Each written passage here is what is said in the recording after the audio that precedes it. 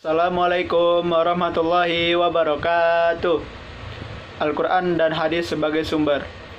Keistimewaan orang yang sibuk membaca Al-Quran. Oleh saya Ferdi Rahman, peserta didik kelas 10 IPS 2 absen 13. Innal hamdalillah nahmaduhu wa nasta'inu wa nastaghfiruh wa na'udzu billahi min syururi anfusina wa min sayyiati a'malina. من يهد الله فلا مضل له ومن يضلل فلا هادي له وأشهد أن لا إله إلا الله وحده لا شريك له وأشهد أن محمدا عبده ورسوله يا أيها الذين آمنوا اتقوا الله حق تقاته ولا تموتن إلا وأنتم مسلمون يا أيها الناس اتقوا ربكم الذي خلقكم من نفس واحدة وخلق منها زوجها وبث منهما رجالا كثيرا ونساء واتقوا الله الذي تساءلون به والأرحام إن الله كان عليكم رقيبا يا أيها الذين آمنوا اتقوا الله وقولوا قولا سديدا يصلح لكم أعمالكم ويغفر لكم ذنوبكم ومن يطع الله ورسوله فقد فاز فوزا عظيما أما بعد فيا عباد الله أوصيكم ونفسي بتقوى الله فقد فاز المتقون قال الله تعالى في كتابه الكريم يا أيها الذين آمنوا اتقوا الله حق تقاته ولا تموتن إلا وأنتم مسلمون. Kaum muslimin rahimakumullah, bersyukur kepada Allah Subhanahu wa Ta'ala, pada hari ini 1442 Hijriah kita masih diberikan nafas kehidupan untuk memperbanyak amal soleh. Terhitung sejak hari ini, insya Allah hari ke depan kita akan kedatangan tamu mulia bulan suci Ramadan, bulan yang dirindukan kaum muslimin di seluruh penjuru dunia. Alhamdulillah, bersyukur kepada Allah Subhanahu wa Ta'ala, Allah masih memberikan kesempatan kepada kita semuanya untuk senantiasa memakmurkan bulan Ramadan dengan berbagai macam bentuk ibadah. Ibadah tersebut dengan memperbanyak membaca Al-Quran, dan Allah Subhanahu wa Ta'ala menurunkan Al-Quran adalah sebagai petunjuk bagi manusia, dan petunjuk tersebut akan bisa kita dapatkan dengan memperbanyak membaca Al-Quran, memahami Al-Quran, mempelajari Al-Quran, dan mengamalkan Al-Quran.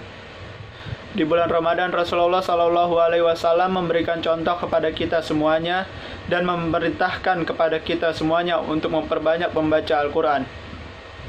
Hadis Nabi SAW yang diriwayatkan oleh Bukhari dari sahabat Utsman bin Affan radhiyallahu an, Nabi SAW bersabda, khairukum man ta'allamal Qur'ana wa 'allamahu. Sebaik-baiknya kalian adalah orang yang mempelajari Al-Qur'an dan mengajarkannya. Hadis riwayat Bukhari. Saudara-saudara yang dimuliakan Allah Subhanahu wa Ta'ala, dua pahala yang didapatkan orang yang membaca Al-Qur'an dibarengi dengan kesulitan, susah payah di dalam membacanya. Nabi SAW bersabda, Al-Qur'ana fa innahu ya'ti yaumal qiyamati syafi'an li ashabi. Bacalah Al-Quran, karena sesungguhnya Al-Quran akan datang pada hari kiamat memberikan syafaat kepada orang-orang yang membacanya. Hadis riwayat Sahih riwayat Muslim.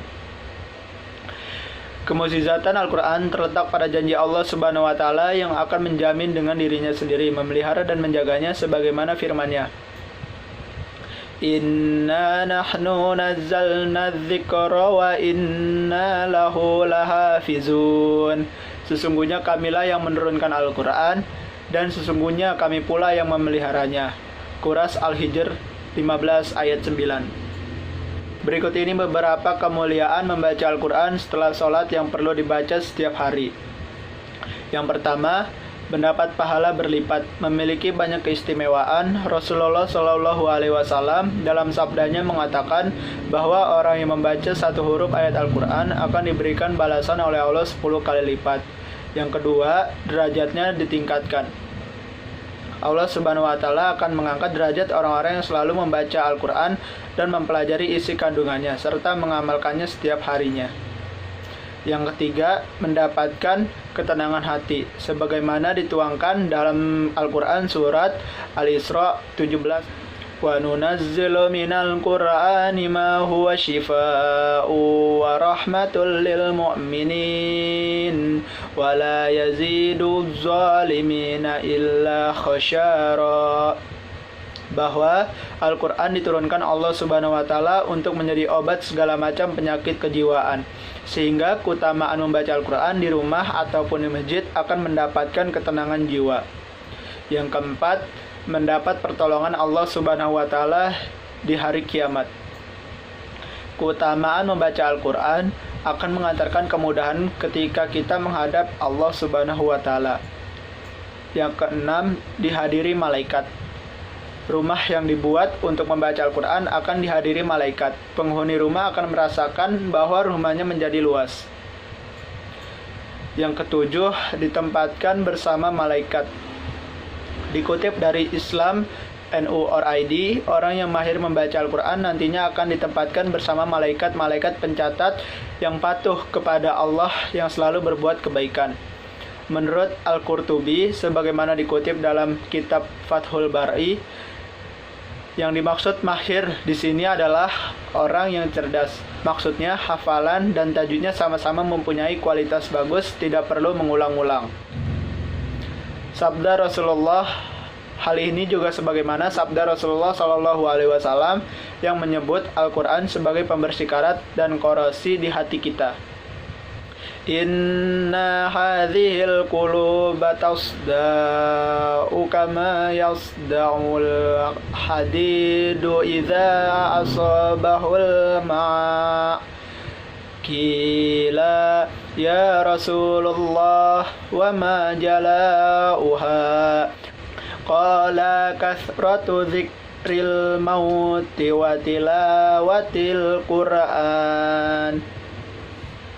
Artinya, sesungguhnya hati itu bisa korosi sebagaimana besi ketika bertemu dengan air. Kemudian ada yang bertanya kepada baginda Nabi, "Ya Rasulullah, lalu apa yang dapat menghilangkan korosi tersebut?" Rasul menjawab, "Banyak mengingat kematian dan membaca Al-Quran." Hadis riwayat Baihaqi. Saudara yang dimuliakan Allah Subhanahu wa Ta'ala, hadis ini menjelaskan kepada kita bahwa Al-Quran adalah mukjizat yang besar dan pada hari kiamat akan memberikan syafaat, akan mendoakan kepada orang-orang yang mencintainya, orang-orang yang membacanya, mempelajarinya, mengamalkannya, akan dimintakan ampunan kepada Allah Subhanahu wa Ta'ala, akan didoakan untuk naik derajatnya di sisi Allah Subhanahu wa Ta'ala. Maka sungguh ini adalah kemuliaan yang besar atas orang-orang yang mau membaca Al-Quran. Al-Quran diturunkan di bulan Ramadan di malam Lailatul Qadar, dan itu ada pada bulan Ramadan, sehingga Nabi Shallallahu Alaihi Wasallam memberikan contoh kepada kita. Beliau bersemangat dalam membaca Al-Quran. Nabi Shallallahu Alaihi Wasallam di setiap malamnya membaca Al-Quran dan malaikat Jibril. Beliau mudarosah bersama dengan malaikat Jibril sampai beliau menyelesaikan 30 juz dalam Ramadan tersebut. Dan demikian, setiap kali Ramadan, Nabi Shallallahu Alaihi Wasallam selalu membaca Al-Quran di hadapan malaikat Jibril alaihissalam. Bahkan di akhir Ramadan yang beliau jalankan, Nabi Shallallahu Alaihi Wasallam menghatamkan Al-Quran 2 kali di hadapan malaikat Jibril alaihissalam. Kita juga tahu bahwa Nabi Shallallahu Alaihi Wasallam begitu cintanya dengan Al-Quran, terlebih di bulan Ramadan. Tatkala beliau salat malam, salat tarawih, beliau pernah sekali salat bersama seorang sahabatnya. Dan ternyata Nabi Shallallahu Alaihi Wasallam membaca bacaan yang sangat panjang. Dalam satu rakaat, beliau membaca surat Al-Baqarah, masih dilanjutkan lagi membaca surat Al-Imran, masih ditambah lagi dengan membaca surat An-Nisa.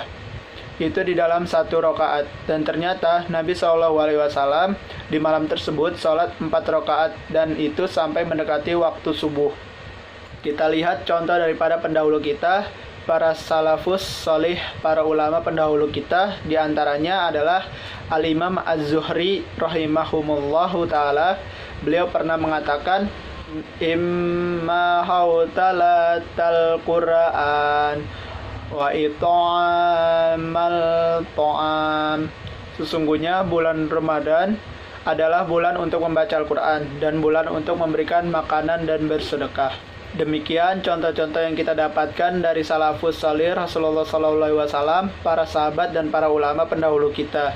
Mereka bersungguh-sungguh di dalam menghidupkan bulan Ramadan, diantaranya dengan banyak-banyak membaca Al-Quran. Mudah-mudahan kita semuanya termasuk orang-orang yang mencintai Al-Quran, orang-orang yang mau mempelajari Al-Quran, orang-orang yang mau membaca Al-Quran, dan yang kemudian mengamalkan sehingga mendapatkan banyak keutamaan dari Allah Subhanahu wa Ta'ala. Bismillahirrahmanirrahim. Alhamdulillahi Rabbil Alamin. Hamdan yu'afi ni'amahu wa yukafi'u mazidah. Ya Rabbana lakal hamdu wa lakal syukru kama yanbaghi li jalali waljika karimi wa azimi sultanik. Allahumma salli wa sallim ala sayyidina Muhammad wa ala ali sayyidina Muhammad. Allahumma ghfir lil muslimina wal muslimat wal mu'minina wal mu'minat al hayya'i minhum wal amwat innaka sami'un qaribun mujibud da'wat. Rabbana la tu'akhirna in nasi'na aw ata'na. Rabbana wa la tahmil alaina isran kama hamaltahu 'alal ladzina min qablina. Rabbana wa la tahammilna ma la taqata lana bih wa'fu anna waghfir lana wa tarhamna anta maulana fansurna 'alal qaumil kafirin. Rabbana atina fid dunya hasanah wa fil akhirati hasanah wa qina azabannar. Walhamdulillahi rabbil alamin. Sekian dari saya, apabila ada kurangnya mohon maaf. Kepintaran datangnya hanya dari Allah Subhanahu wa Ta'ala dan kebodohan datangnya dari diri saya sendiri. Jazakumullah khairan katsir. Wabillahi taufiq wal hidayah. Wassalamualaikum warahmatullahi wabarakatuh.